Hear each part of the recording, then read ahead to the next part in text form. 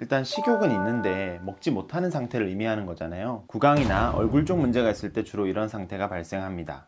안녕하세요. 개 알려주는 남자 수의사 이세원입니다. 견생 20세 시대. 강아지가 갑자기 사료를 안 먹어요. 입맛이 없는 것 같아요. 간식만 먹으려고 해요. 와 같은 말들을 문진씨 많이 듣곤 하는데요. 이게 단순히 입맛이 없는 게 아니라 질병의 가능성도 있습니다. 또 이러한 현상을 가짜 식욕부진, 진짜 식욕부진으로 나누곤 하는데요. 이런 식욕부진이 있을 때 집에서 하면 좋은 방법도 알려드리겠습니다. 영상을 끝까지 시청해주세요.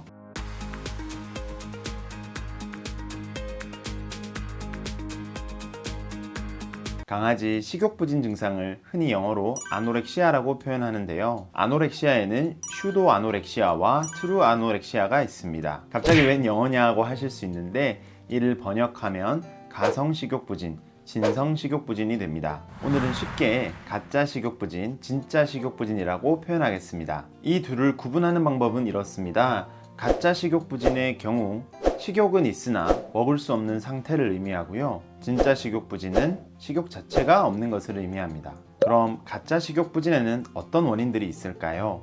일단 식욕은 있는데 먹지 못하는 상태를 의미하는 거잖아요. 구강이나 얼굴 쪽 문제가 있을 때 주로 이런 상태가 발생합니다.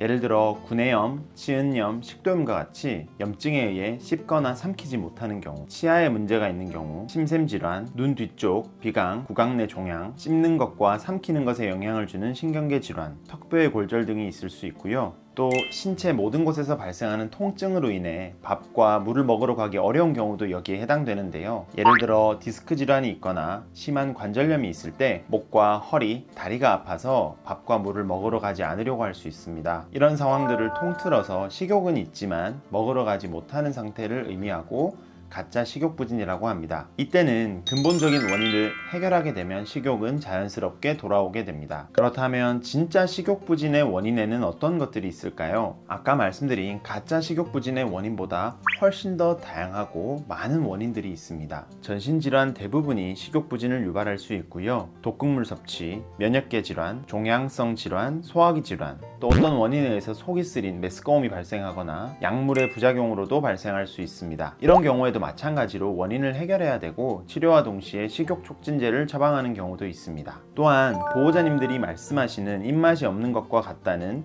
심리적인 원인도 진짜 식욕부진에 해당하는데요. 원인으로는 스트레스, 일과 변화, 환경 변화, 음식에 대한 기호성이 떨어지는 경우도 여기에 해당합니다. 만약 신체적인 질환이 없고 이런 정신적인 상태만 해당하는 경우에는 집에서 해줄 수 있는 간단한 방법들이 있는데요. 첫 번째는 건사료에 습식사료를 섞어주는 것입니다. 아무래도 건사료보다는 습식사료가 기호성이 조금 더 좋기 때문에 이를 활용하는 것입니다. 두 번째는 식사의 온도를 높여주는 것입니다. 습식사료를 이용하는 경우 차가운 것보다 따뜻한 경우 풍미가 더해지기 때문에 식욕이 떨어진 아이들에게 더 좋을 수 있습니다. 짧은 시간 전자레인지에 돌려주시고 꼭 꺼내고 난 뒤에는 숟가락으로 저어줘서 너무 뜨거운 부분이 남아있지 않게끔 해주셔야 합니다.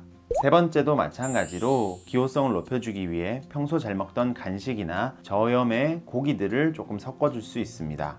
네 번째는 수의사의 처방을 받은 홈메이드 푸드를 만들어서 먹이는 것입니다. 또 어떤 이유로 심리적 우울감이 있는 경우에는 산책 시간을 늘려주거나 함께 있는 시간을 늘려줌으로써 아이의 스트레스를 풀어주는 것도 좋은 방법입니다. 하지만 이런 부분들을 집에서 구분하기 어려울 수 있기 때문에 식욕부진이 길게 이어진다면 반드시 동물병원에서 검진받아 보셔야 합니다. 오늘은 강아지 식욕부진에 대해서 알아보았습니다. 오늘 내용이 유익하셨다면 구독과 좋아요, 알람 설정까지 한번 부탁드리겠습니다. 시청해주셔서 감사합니다. 감사합니다.